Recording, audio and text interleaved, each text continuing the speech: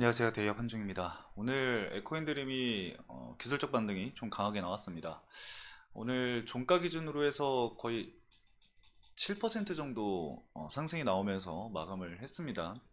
제가 이전 영상에서 에코인드림을 말씀을 드렸을 거예요. 과대낙폭 구간에서 기술적 반등이 나올 수 있는 자리다 라고 말씀을 드렸었는데, 이 기술적 반등이 강하게 나온 데에는 다 이유가 있습니다. 이 장기 이평선과 그리고 엔벨로프선 그리고 이 과매도 구간까지 이제 진입을 하게 되면서 기술적 반등이 나온 건데, 이 구간에서 왜 이 에코인 드림이 강하게 반등이 나왔을까요?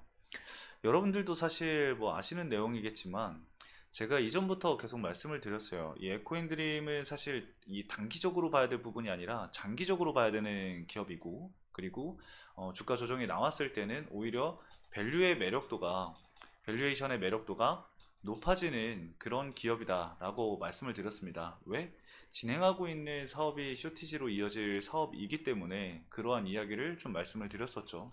결국에는 이 전구체 사업은 어찌 됐든 이 쇼티지 사업으로 이제 계속해서 이어갈 수밖에 없고, 이 공급 부족이 계속해서 이어질 수밖에 없기 때문에 실적 성장에 대해서는 거의 뭐 따놓은 당상이라고도 볼 수가 있겠죠. 그래서 이 에코인 드림의 앞으로 성장성은 이 증설에 달려 있다고 저는 생각을 합니다. 왜냐면은 이 전구체를 계속해서 구하기 위해서는 쇼티지 상황인데 구할 데가 없잖아요. 그렇기 때문에 에코인드림이 이 증설을 계속해서 진행을 하면 할수록 그 매출에 대한 뭔가 확보는 기본적으로 되어 있다라고 생각을 좀 하시면 될 것 같습니다. 에코인드림이 현재 새만금에서 이 공장 증설이 이루어지고 진행이 되는 부분도 사실 납품하는 곳이 이미 정해져 있는 부분이잖아요. 이 풀캐파로 돌려도 다른 곳에다가 추가적으로 납품을 할 수가 없어요. 왜? 지금 추가적으로 증설을 해야지만 그 물량을 생산을 할 수 있는데, 지금 풀캐파로 돌려도 물량 자체가 한 곳으로 다 납품이 돼야 되는 상황이기 때문에 제가 봤을 때 에코인드림은 유상증자를 해서라도 증설을 하는 게 오히려 주가 상승에 이득이 될 것이다 라고 이렇게 보고 있습니다. 그래야지만 매출 성장이 더 크게 이루어질 수 있는 부분이기 때문에 그 부분을 우리가 좀 지켜볼 필요가 있고요. 실질적으로 실적 부분도 새만금 공장이 이제 가동이 진행이 되게 되면서 실적에 반영이 되는 부분이 있다고 한다면은 실적 성장도 매출 반영이 꾸준히 이어지게 될 수밖에 없겠죠. 그렇게 되면은 당연하게도 에코앤드림의 적정 주가까지 주가는 변동성을 보일 가능성이 매우 높다, 이렇게 좀 바라보고 있는 상황이고요.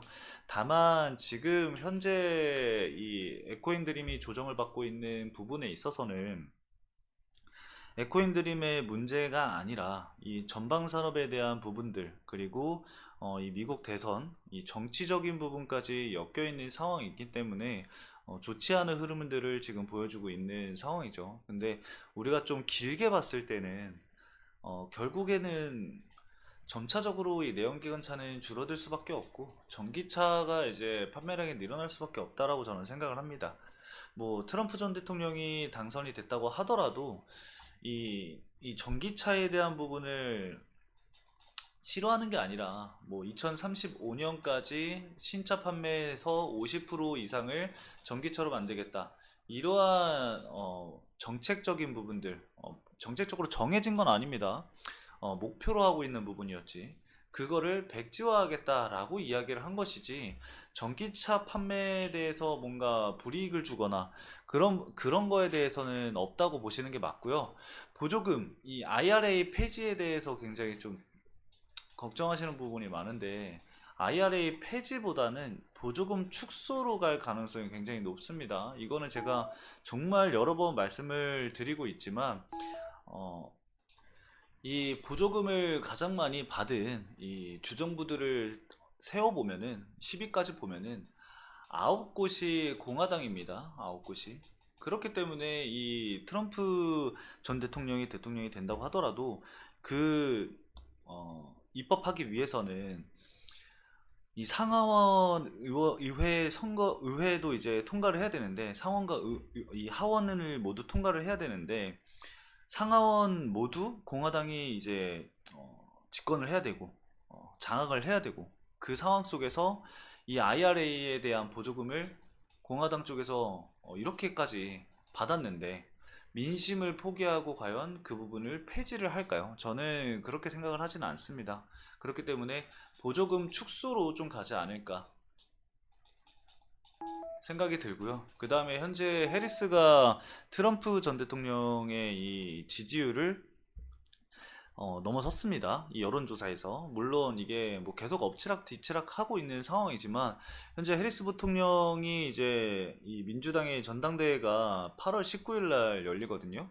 그때까지는 좀 뭔가 변동성이 확실하게 있을 것 같은데, 전당대회에서 과연 어떠한 발언들을 진행을 하는지, 어떠한 모습을, 그리고 어떠한 퍼포먼스를 보여주냐에 따라서 저는 좀 많은 부분들이 바뀔 수 있을 거다라고 생각을 합니다. 그래서 이 해리스 부통령 같은 경우는 바이든 현 대통령보다 이 친환경 정책에 대해서 굉장히 강건한 사람인 걸로 알고 있거든요. 그리고 작은 부분에 있어서도 19년도에 10조 원을 얘기를 했었던 사람이기 때문에, 만약에 해리스 부통령이 대통령이 된다? 그러면은 전기차의 2차 퀀텀 점프가 되지 않을까, 그렇게 생각을 하고 있습니다. 그리고 2025년도, 2026년도에 이 신차 모델들이 이제 많이 나와 있기 때문에 그런 부분으로 인해서 전기차 판매량에 대한 부분은 좀 늘어나지 않을까 생각이 듭니다. 뭐 여론에서는 뭐 지금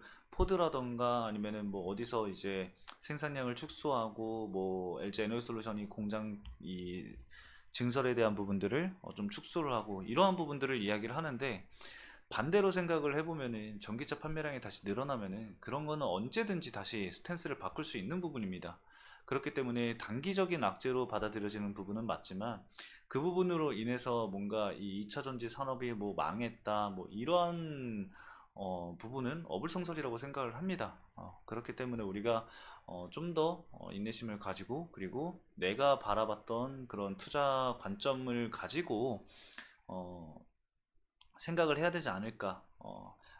이 장기 투자를 하면서도 그 속에서 단기 투자하시는 분들이 있을 거고, 스윙을 진행을 하시는 분들이 있을 거고, 장기 투자를 하시는 분들이 있을 겁니다. 그렇기 때문에 모든 사람들이 이 똑같은 방식으로 매매를 하지 않고 있기 때문에, 본인의 투자 관점을 가지고 매매를 진행을 하되, 리스크적인 부분이라던가 뭐 색다른 관점이 있으면은 그런 부분들은 제가 말씀을 드리고 있으니까 그런 부분들 포함하셔서 여러분들 투자하시는데 도움이 되시길 바라면서 오늘 영상 마치도록 하겠습니다. 해당 영상도 시청해주신 여러분들 감사합니다.